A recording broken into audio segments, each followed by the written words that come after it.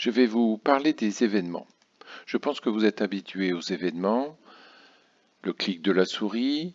Ici, vous avez votre clavier qui réagit en fonction de la touche, flèche à droite ou flèche à gauche. Il y a une action qui est faite sur un objet. Les gamers, c'est le moment de comprendre que lorsqu'il y aura un événement sur votre clavier, on regardera la touche appuyée et en fonction de la touche, vous ferez une action, tirer, avancer, reculer. Alors, il y a d'autres types d'événements. Ici, encore un événement simple. Lorsque vous cliquez sur une animation, elle s'arrête. Mais il y a des événements, et ça dépasse l'objectif de ce cours d'initiation, comme animation itération qui vous permet de dire, lorsqu'on me clique dessus, je vais finir l'animation proprement. Voilà. Évidemment, à chaque fois, je vous donne le lien sur ces exemples-là. Voyez, là, je vais cliquer et l'animation continue d'agir jusqu'au moment où elle s'arrête. Alors, Event Target, vous savez que c'est une interface qui va être héritée pratiquement par tous les nodes. Voilà. Alors, comment ça s'écrit? Retenez le terme. Il faut mettre en place ce qu'on appelle des écouteurs. Alors vous savez que dans le monde, actuellement, vous avez à peu près 100 000 radios qui émettent. Donc il y a de la musique partout, mais est-ce qu'on l'écoute? Non. Donc lorsque vous voulez écouter un événement, il faut le définir et vous allez ajouter l'action que vous voulez faire lorsque cet événement apparaît. Une radio peut être écoutée par plusieurs personnes. Donc un événement, un clic sur la souris peut évidemment lancer plusieurs fonctions. Comment ça s'écrit? Voici la phrase qu'il va falloir retenir. Vous avez une target qui est l'élément sur lequel vous voulez spécifier un événement, add event listener, c'est-à-dire que vous ajoutez un écouteur. Le type, vous les découvrirez, mais on va se focaliser sur des choses simples pour le moment, comme clic, double-clic, on-over, ou le clavier, puisqu'on a vu la démonstration, et l'écouteur, c'est l'action que vous devrez faire lorsque, sur le target, vous aurez l'événement associé. Alors, pour mieux comprendre, je vais prendre un exemple. Cet exemple, le voici. On pourrait imaginer que vous avez des TD et les TD sont autocorrigés. Ça serait une bonne chose, Monsieur Dupont. Donc, pour voir la solution, il suffit de cliquer sur le TD et la solution apparaît. Je ne vais pas évidemment ici vous parler de l'animation qui permet de faire arriver la solution de façon un peu esthétique. Je vais m'intéresser, moi, aux événements. Événements de la souris. Ici, vous aurez un exemple avec le double clic, mais dans la suite du cours, je vais m'intéresser au simple clic. Alors voici le code HTML. C'est un article, votre TD, qui contient une section et une deuxième section. Donc article à deux enfants. Première section, je pense que vous avez compris, c'est l'énoncé du TD. Et la deuxième section, c'est la solution du TD. Alors ce que je veux mettre en place, c'est un événement qui fait que si je clique sur cette partie, elle apparaît. Voici le code. Pour l'instant, c'est un peu nébuleux. Mais en gros, je vous ai découpé trois étapes importantes. Première chose, c'est de repérer l'élément sur lequel vous voulez installer un listener. Ici, document query selector.td, c'est-à-dire que je vais sélectionner le premier élément qui a la classe TD. La deuxième ligne, nous verrons, c'est une initialisation pour faire apparaître ou disparaître des choses. Et la troisième ligne, c'est évidemment ceci qui nous intéresse, c'est la mise en place du listener. Donc reprenons. Première partie, déclaration, pour repérer l'élément sur lequel vous allez agir. Deuxièmement, c'est très esthétique, je me sers de class list, c'est-à-dire que, ça devient compliqué.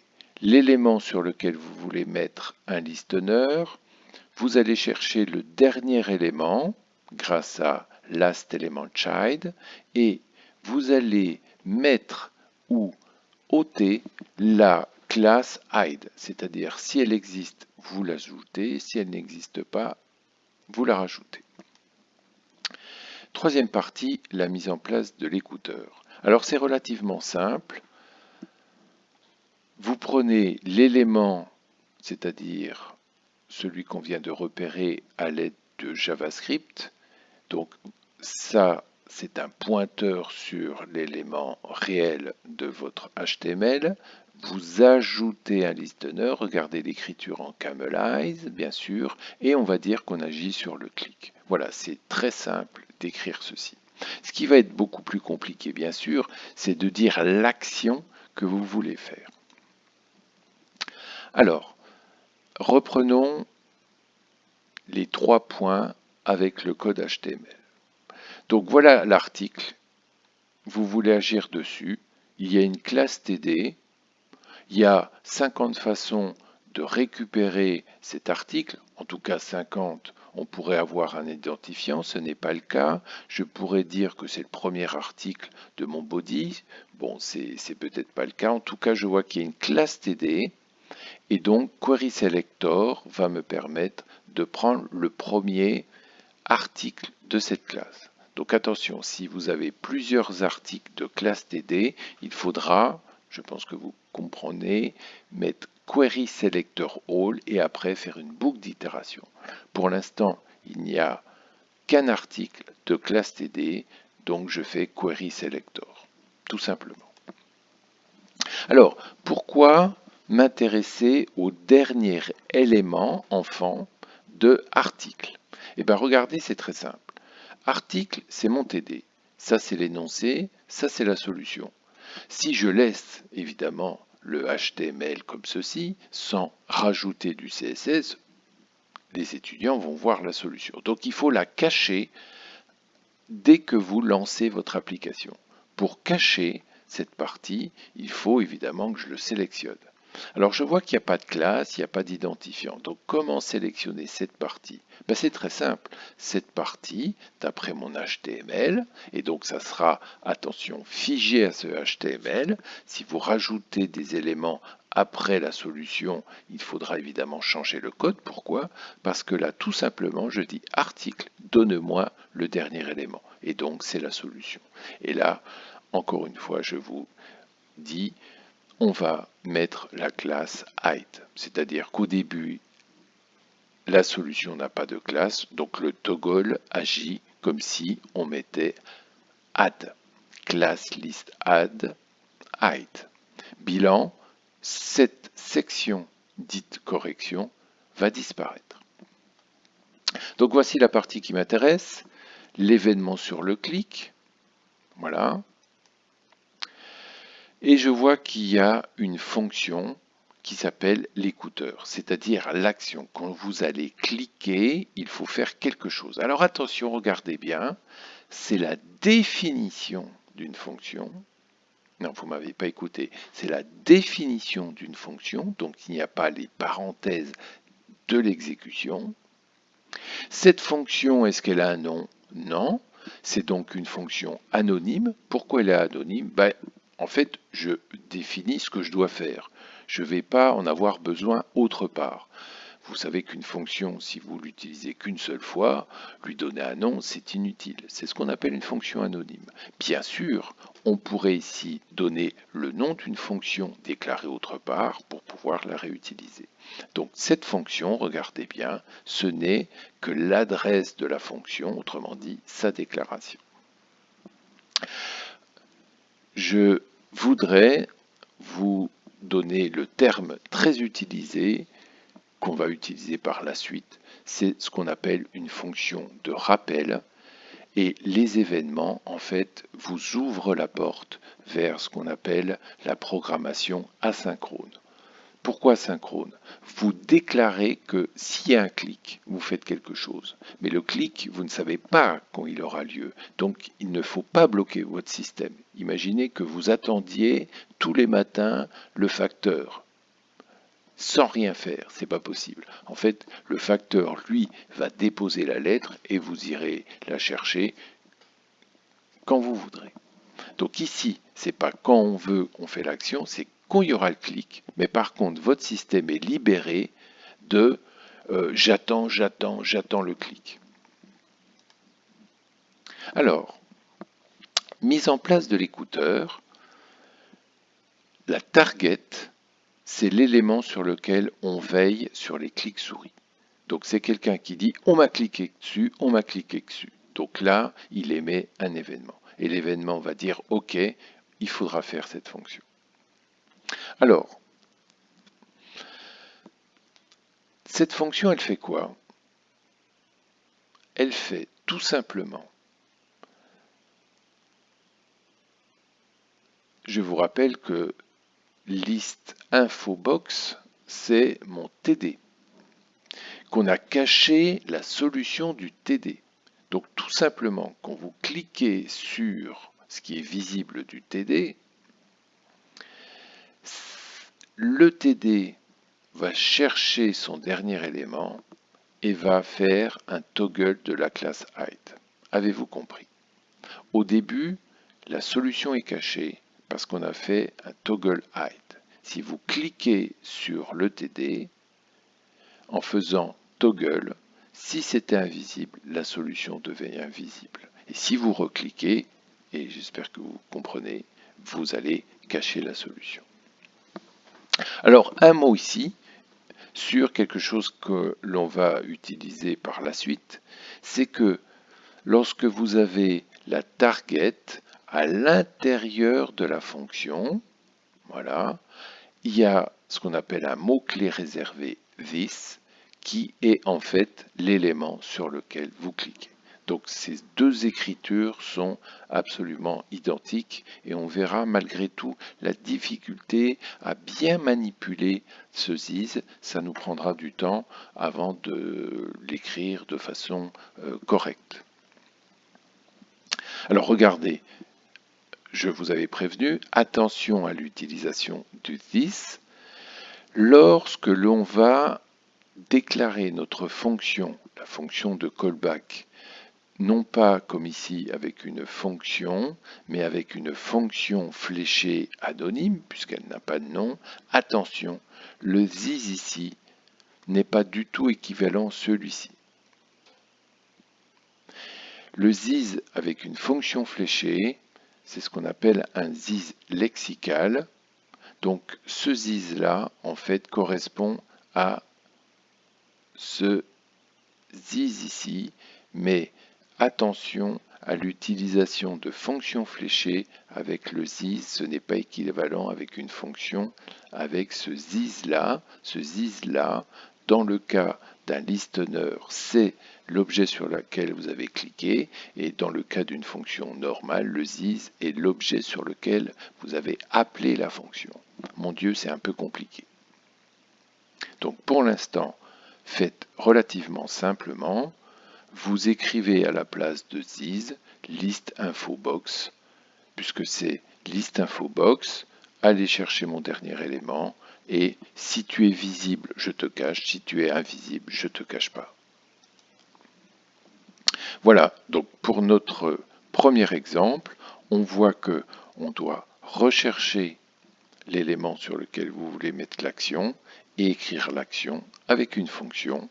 Et la magie de l'interpréteur JavaScript, c'est que c'est lui qui va évidemment s'occuper de dire on me clique dessus, je dois lancer l'action. Un mot sur les paramètres. Vous allez être surpris, dans votre fonction, l'action, vous avez droit à un seul paramètre. Et ce paramètre, il s'appelle événement.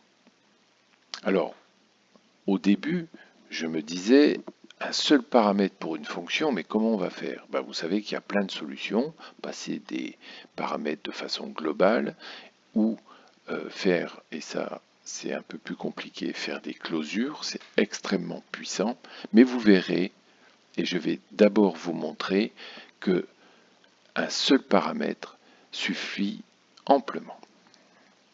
Alors ce paramètre, pourquoi il y en a un seul? C'est qu'en fait il a un incroyable talent. Reprenons l'exemple du début. Vous vous rappelez cette petite balance, je crois que je ne l'ai pas remise ici, excusez-moi. J'avais une boule qui se déplaçait en fonction de la touche sur laquelle j'appuyais. Si j'appuyais sur mon clavier, il ne se passait rien, et si j'appuyais sur la touche avant ou reculer, il se passait quelque chose. Eh bien, figurez-vous que voilà comment on peut l'écrire. Le document body, c'est toi qui vas être en charge de regarder si j'appuie sur une touche, key up. Et il y a en paramètre un seul paramètre qui s'appelle événement. Alors on peut l'appeler Toto, Titi, EVENT pour événement, ou ici tout simplement E. Ne l'appelez pas évidemment Toto et Titi, appelez-le événement. Et bien cet événement, pour vous montrer la puissance de cet objet, puisque c'est un objet, il peut vous dire sur quelle touche vous avez appuyé. Il va vous dire, en fait, le code de la touche sur lequel vous allez appuyer. Et tout simplement, 37 est le code de la flèche qui va à gauche et 39 le code de la flèche qui va à droite. Le reste du code, on verra. En fait, on peut en parler dès maintenant. Si le code ici, c'est 37, ça va vous donner le caractère left, et on dit que si le caractère est left, je vais à gauche, si le caractère est right, je vais à droite, etc. Alors attention, voici un slide un peu plus compliqué. La valeur du this à l'intérieur du gestionnaire est la référence à l'élément. Ça, nous l'avons vu tout à l'heure. C'est la même valeur que celle de la propriété currentTarget de l'argument événement. Donc, de faire e.currentTarget this ou l'élément référencé, c'est exactement la même chose et nous verrons évidemment des exemples où tout ceci a un sens. Alors, je vais vous montrer maintenant une des propriétés extrêmement utilisées, et on comprendra pourquoi, qui est e.target. En fait, c'est la référence de l'objet qui envoie l'événement. Et elle va être utilisée pour mettre en place ce qu'on va appeler la délégation. Alors pour ceci, je prendrai le temps de vous montrer un exemple. Vous pourrez cliquer sur ce lien-là qui va vous peut-être mettre l'accent sur quelque chose qui paraît peut-être évident, mais on n'imagine pas. C'est que, imaginez un site web et vous cliquez sur un paragraphe. Nous sommes d'accord que ce paragraphe fait partie peut-être d'un article, et cet article fait partie d'un autre article, d'une section, de votre body, de votre HTML. Vous avez cliqué sur quoi? Vous avez cliqué sur body aussi, sur la section. Nous, ce qui nous intéresse, c'est de dire je clique au plus précisément sur le paragraphe. Alors on verra que justement, il y a deux façons de voir les choses. On va pouvoir dire qu'on clique sur l'événement qui reçoit et il y a une propagation de l'événement. Tout d'abord en hauteur ou en profondeur. Et ça va dépendre évidemment historiquement des navigateurs que on pouvait utiliser à l'époque. Donc bêtement, quand vous cliquez sur un paragraphe, on va pouvoir indiquer que j'ai d'abord cliqué sur le paragraphe, on émet l'événement, que ce paragraphe fait partie de l'article, donc j'ai cliqué aussi sur l'article et on on émet l'événement sur l'article, et ainsi de suite. Le body, on a cliqué aussi et on émet un événement sur body. Il y aura une autre façon de faire, de dire que lorsque vous cliquez, vous pensez cliquer sur le paragraphe, mais en fait vous avez d'abord cliqué sur body, puis ça s'est propagé à l'article, puis finalement ça s'est propagé au paragraphe. Donc pour l'instant, n'ayez pas peur, ce petit exemple qui est ici va nous permettre de comprendre toutes ces choses, mais il fallait se rendre compte tout bêtement que quand vous cliquez sur une page, c'est pas aussi clair que ça. Vous avez cliqué sur plusieurs événements, on peut casser la propagation de l'événement ou voir que vous montez ou vous descendez les événements. Alors, pourquoi je vous parle de ça et surtout pourquoi eTarget a tant d'importance? Vous cliquerez sur ce petit exemple et vous verrez que simplement vous avez un grand nombre de paragraphes et que bêtement, je voudrais signaler que quand je l'ai lu, je mets en rouge le paragraphe ou s'il y a des fautes, je mets en rouge le paragraphe. Autrement dit, il faut mettre un listener sur quand je clique, je fais une action et cette action, regardez, ça sera de prendre le paragraphe et de lui ajouter une classe, disons red. Alors comment vous allez mettre ça en place? Combien de paragraphes vous avez? On ne sait pas, ça dépend de votre code HTML. Bilan, aucun problème, Monsieur Dupont. Nous allons faire document query selector all.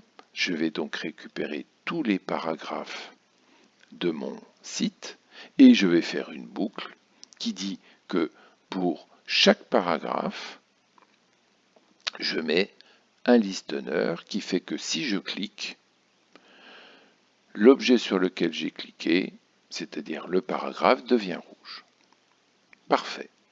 C'est une bonne solution. Mais la délégation est beaucoup plus puissante.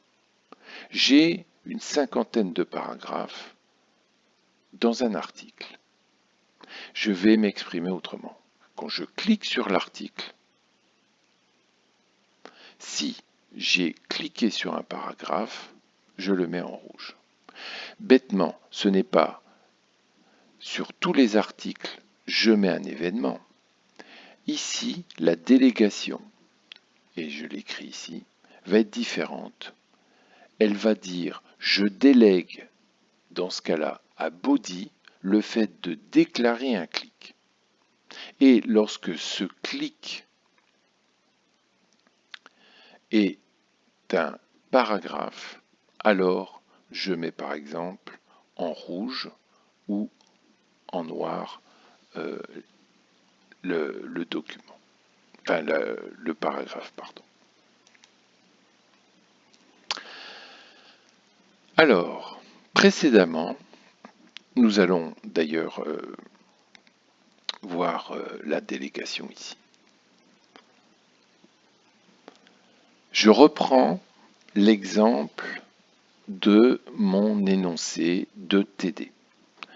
Donc, je récupère mon TD, je mets le dernier élément, c'est-à-dire la correction de mon TD, elle est cachée, et ensuite, je réécris tout simplement. Alors, cette écriture va vous paraître un peu plus complexe, subtile, c'est le cas, mais elle est évidemment extrêmement complexe, mais très utilisée dans la délégation.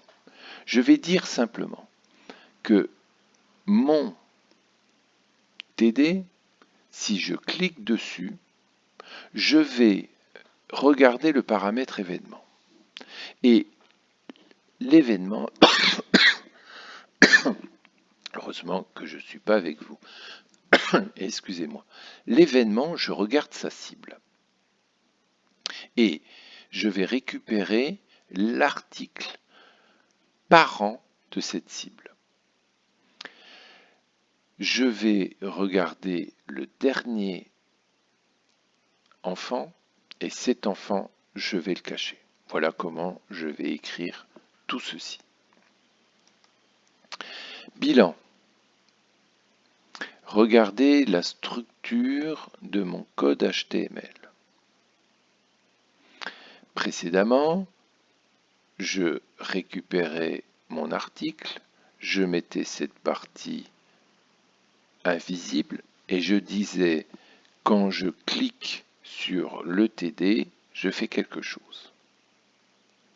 Maintenant, je l'écris différemment et j'utilise la délégation avec i.target. Lorsque vous allez cliquer en fait sur cette partie qui est la seule partie visible, vous cliquez sur le LI, vous cliquez sur le paragraphe, ou vous cliquez ici sur la section, ou vous cliquez ici sur le OL. Bilan. Mon code dit, lorsque je clique sur un objet, i.target, je recherche par closest, et ça c'est génial, ma section, et je reviens à l'article. Et je vais ensuite dire que le parent de l'objet cliqué, de type celui que je voudrais, soit section, là j'irai voir le frère suivant, soit article qui sera le parent, et je dirais que le dernier enfant, tu dois te cacher. Donc je répète, i.target, c'est par exemple le LI, je vais chercher l'article, et l'article étant le parent, et je ne sais pas à quel niveau, par contre je sais que c'est l'article qui contient la solution, donc last element child, cache-toi, ou montre-toi si tu étais invisible.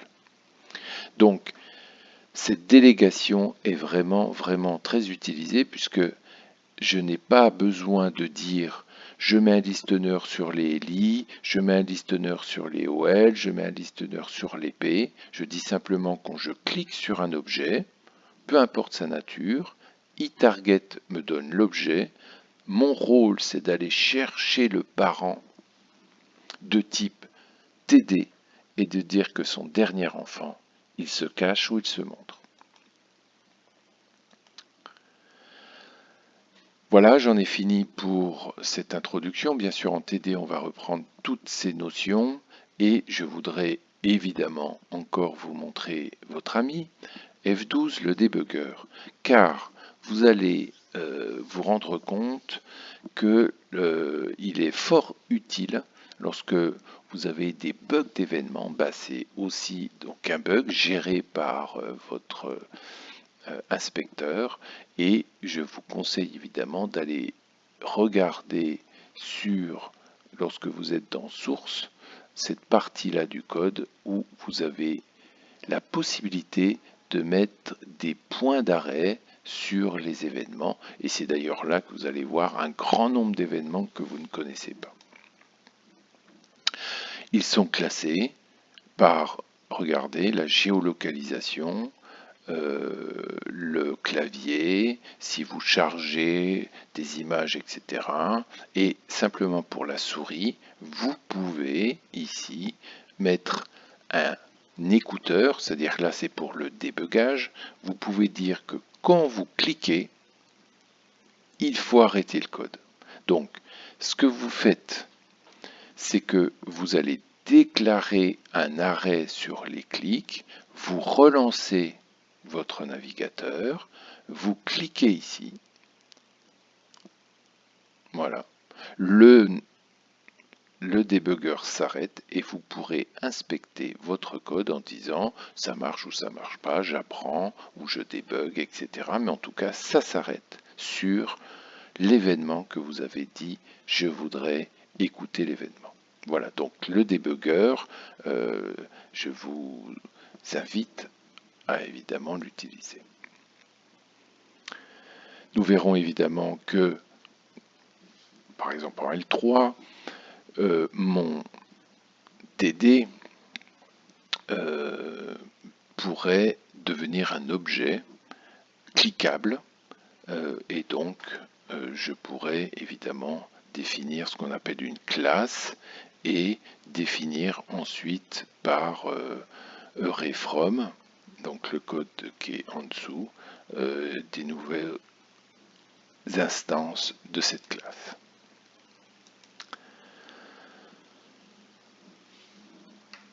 Alors, tout ceci semble simple. Je vous rappelle que vous devez mettre en place des listeners sur un élément, add event listener, vous mettez l'événement, clic, et une fonction, et lorsque le clic aura lieu, la fonction sera lancée.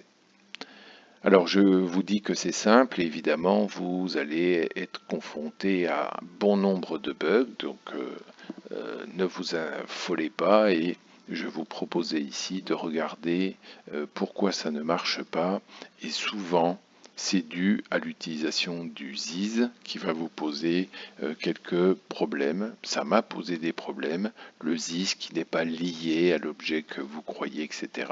Parce que, encore une fois, dans cet exemple-là, vous avez utilisé une fonction fléchée, donc attention, le ZIS n'est pas tout à fait le ZIS que vous pensez manipuler. Donc ça sera tout à fait normal, et c'est en apprenant qu'on devient forgeron, non? C'est quoi cette expression? Voilà. Bon, 30 minutes, j'arrête ici le cours, qui est évidemment un cours en asynchrone. Merci à vous.